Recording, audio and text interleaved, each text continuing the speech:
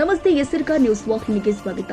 ಮಧ್ಯಪ್ರದೇಶದ ಬಿಜೆಪಿ ಸಚಿವ ಕುನ್ವರ್ ವಿಜಯ್ ಶಾ ಭಾರತೀಯ ಸೇನೆಯ ಅಧಿಕಾರಿ ಕರ್ನಲ್ ಸೋಫಿಯಾ ಕುರೇಶಿ ಬಗ್ಗೆ ಮಾಡಿದ ಅವಹೇಳನ ಹೇಳಿಕೆಗೆ ಗೃಹ ಸಚಿವ ಪರಮೇಶ್ವರ್ ತೀವ್ರವಾಗಿ ಖಂಡಿಸಿದ್ದಾರೆ.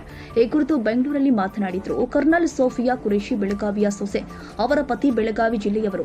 ಈಗಾಗಲೇ ನಿನ್ನೆ ಬೆಳಗಾವಿ ಎಸ್ಪಿ ಹೇಳಿಕೆ ಕೊಟ್ಟಿದ್ದಾರೆ. ಅವಹೇಳನ ಹೇಳಿಕೆ ಕುರಿತು ಎಫ್ಐಆರ್ ದಾಖಲಿಸಿಕೊಂಡು ಕೇಸ್ ರಿಜಿಸ್ಟರ್ ಮಾಡ್ತಾರೆ. ಮುಂದೆ ಕೇಂದ್ರ ಸರ್ಕಾರದ ಗಮನಕ್ಕೆ ತರ್ತೀವಿ. ಅವಹೇಳನ ಹೇಳಿಕೆ ಕುರಿತು ಕ್ರಮ ತೆಗೆದುಕೊಳ್ಳಲು ಸೂಚನೆ ಕೊಡಿ ಅಂತ ಕೇಂದ್ರಕ್ಕೆ ಕೇಳ್ತೀವಿ. ಇದು ಕುರೇಶಿಯವರಷ್ಟೇ ಮಾಡಿದ ಅವಮಾನವಲ್ಲ, ರಾಜ್ಯಕ್ಕೆ ದೇಶಕ್ಕೆ ಮಾಡಿದ ಅಪಮಾನ ಎಂದರು. ಕರ್ನಲ್ ಸೋಫಿಯಾ ಅವರು ಪ್ರೆಸ್ ಮೀಟ್ ಮಾಡಿದ್ರಲ್ಲ ಸರ್, ಅದ್ರ ಬಗ್ಗೆ ಬಿಜೆಪಿ ಸಚಿವ ಒಬ್ಬರು ಮಧ್ಯಪ್ರದೇಶದವರು ಉಗ್ರರ ಸಹೋದರಿ ಅಂತ ಮಾತನಾಡಿದ್ದಾರೆ ಮುಸ್ಲಿಂ ಅನ್ನೋ ಕಾರಣಕ್ಕೆ.